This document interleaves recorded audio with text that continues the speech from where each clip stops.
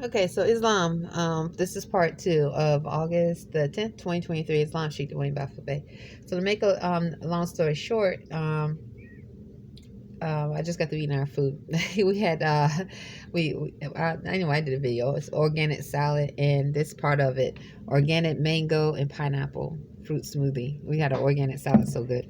So organic salad with organic tomatoes, organic avocado, organic red onion, organic tomato, avocado, cucumbers. Oh my goodness, it was so good. So, and I just got to finish my mango and pineapple smoothie. Anyway, so make a long story short, so I just felt uncomfortable because of the odd behavior. So the lady, so Musa, he went to go work for Whole Foods. Then, which is he said he was from Senegal. Muhammad, if I remember correctly, he said he was from Senegal. He's Musa's brother. And I was like, gosh, all the places in the world, people coming to work for Burger King from Senegal, all the places from Africa, not from Nigeria, not from Kenya. I haven't worked with no Nigerians, no Kenyans, no the one girl, she was young, maybe 17 or 16 years old. She said she was from Gambia, but Senegambia, not from any places in Africa, but all they from Senegal. So I was like, this is odd. But what made me skeptical about talking to her, every time she came in, a lot of times when she came in, the lady from Senegal, she looked to be about 28, 29 years old, wearing a hijab, is because the odd behaviors of those that seem to be, when I document about the United States military behavior and predominantly connected to black males, and them coming into Burger King and behaving odd, and the police and so forth. The Middle Eastern, they look to be from Pakistan or India. Definitely look like they practice Islam, a form of Islam, like predominantly those that are from Senegal. Definitely practice a form of Islam in parts of Gambia. As far as I know, Gambia too. So they practice Islam. And so if you are connected to, if you can be somehow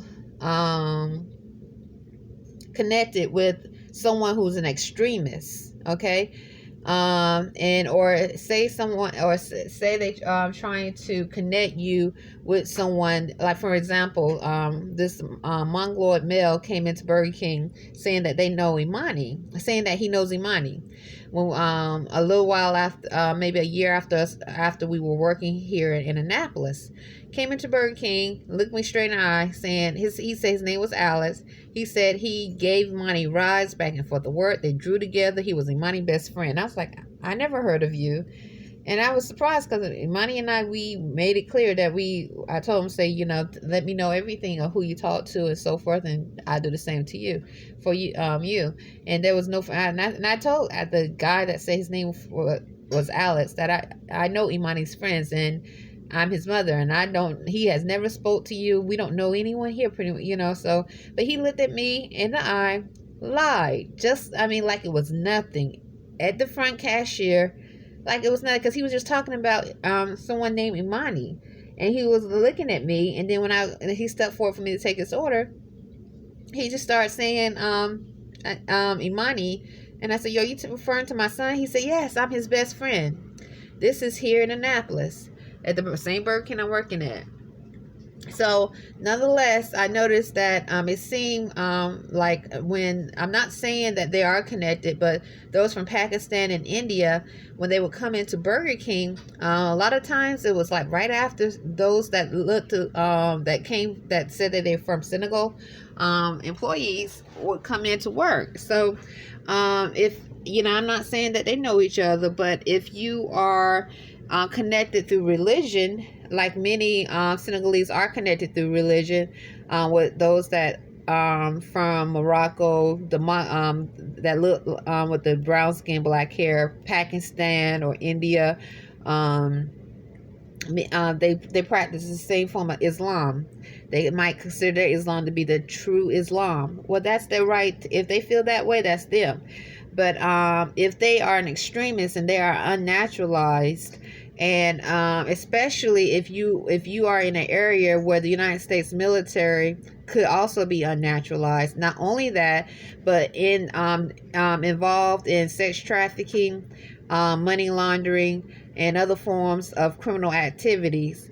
And you have started to connect the dots about them, and the connection with the Middle Eastern and other immigrants that are here from South Central America, Mexico, and so forth, and AI robots being used, whether they could be robots from Senegal. Not saying the ones that I've met from Senegal are AI, but I'm just keeping it 100. From definitely from South Central America and Mexico, and definitely African Americans, so that would make sense. African Americans, blacks, male and female. These laboratory experiments that have been created, or those that once maybe start off to look some form of human, and now they robots, whatever, that can control technology, use them to steal money. So if you are starting to connect the dots like I have about that in Annapolis and probably in other states, then and you also know that which is supposed to be upholding laws of freedom are involved in other criminal activity, you start to connect the dots with that. The first thing you might try to do is connect that person who might be stopping money flow, that unlawful, illegal money flow transaction, with criminal activities.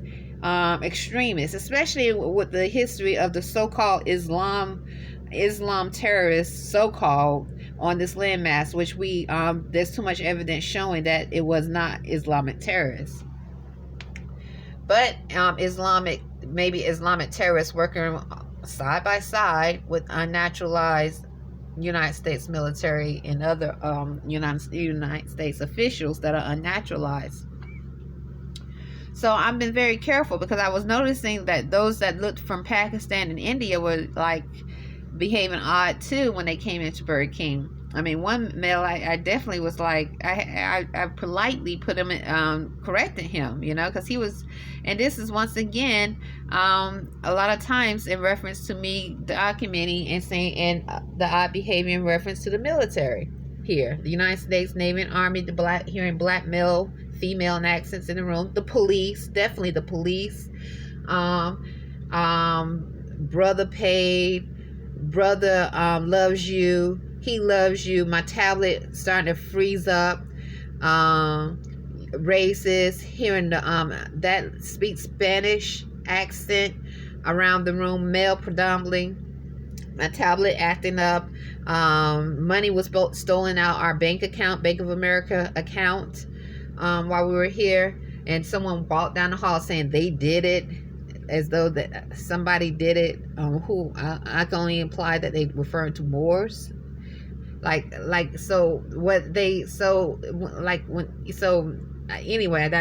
that's all I can just tell you. So anyway, the female, or the lady, female lady from Senegal, I rarely talked to her at Burger King. Then I noticed she stopped working at Burger King, and then she went to go work for Whole Foods. And Muhammad, both of them went to go work for Whole Foods. So Musa, Muhammad, and the lady, I never got the lady's name. And then finally, when I saw her at Whole Foods, I just sort of deliberately not went to her line. After a while, I did go to her line. Like today, I went to her line, because I was it was right after I talked to the young girl that was still working at Burger King. I never knew where she was from, but I thought she was from Gambia or Senegal.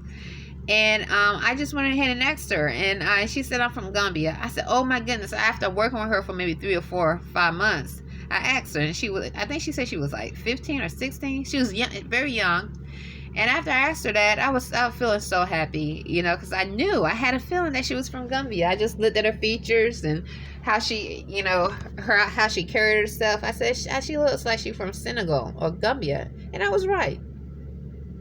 So that right after I said that, I went to Whole Foods right after I worked that day. I went to Whole Foods, and just so happened the lady, the female with the hijab that used to work for Burger King, 28, 29 years old. I never got her name. Was working, and I went in her line, and I said, hi. Yeah, I said, what is your name? And she told me her name, and I don't even remember. I still don't remember. And she said, I said, how are you doing? She said, I'm fine, or well, or something like that. And she said, how is Burger King? Are they behaving themselves? I said, yeah. I mean, I'm thankful to be earning money at Burger King. And that was most of all the conversation we ever really had. I never really had a conversation with her.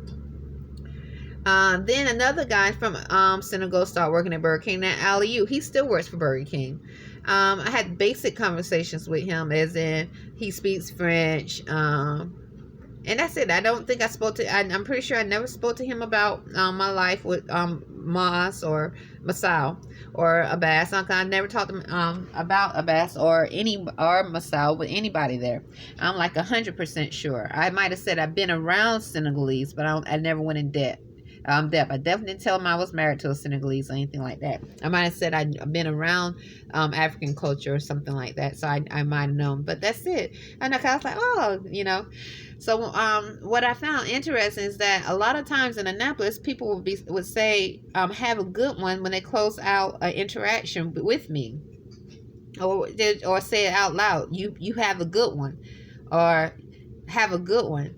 And usually I noticed the United States Navy Army, those that imply to be connected to the United States Navy Army military was close by. And I started to look around and connect the dots. I even at Whole Foods, there's this pale skin cashier that I usually go out. That's just a description, pale skin. I don't know if he has a nationality. And I even asked him, because I was like, why? He said, have a good one. I said, is this like a saying in Annapolis? Why everyone is saying have a good one? I noticed like people say, is this like a connection with the military, showing your, I just had a basic conversation. I was like, why are people saying, I mean, a lot of people just, they close out their conversation with have a good one. And they're like, have a good one. As they look at me, have a good one, you have a good one, like that. And I'm like, and he was like, and he stayed very light in the conversation, and he was explaining, he said, I used to live, I think he said he used to live close to the Navy base, and he was like, people say that have a good one and so forth. And I was like, yeah. I was just like, I mean, it seemed like, especially when when the military forces are around here, a lot of people say have a good one. And anyway, some people, so I didn't say this with him, but I was saying in my thoughts, I'm like, some people, they say it like in an eerie, very odd way. Y'all have a good one. Like that, that sort of thing. At Burger King, I say I'm having a very well day. I'm having a very well day. Because I've been saying well for a long time. I'm saying well. I'm well.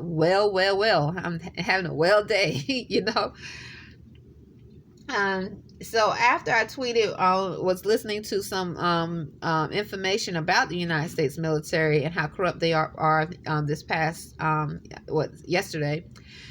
Today, I went to Whole Foods, and the lady with the hijab, and as I was paying for my food, I went to her line. I paid for my food. I do split transactions from Senegal, and she's one of the ones at Whole Foods say have a good one. Now all of them say have a good one, but she does say this quite a bit. She like, have a good one.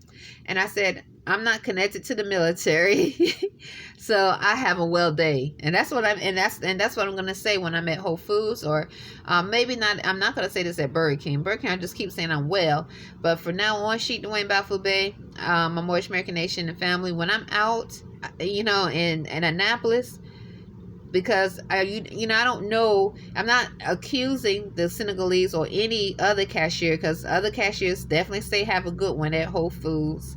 Or customers at Burger King of being connected to some type of set coven or a cult, but you don't know. I mean, I don't know. And there's been too much odd, dark, very, very dark energy dark behavior in Annapolis, where I'm among the United States Navy and Army and other military branches. The police is prevalent, especially hearing blacks saying I paid.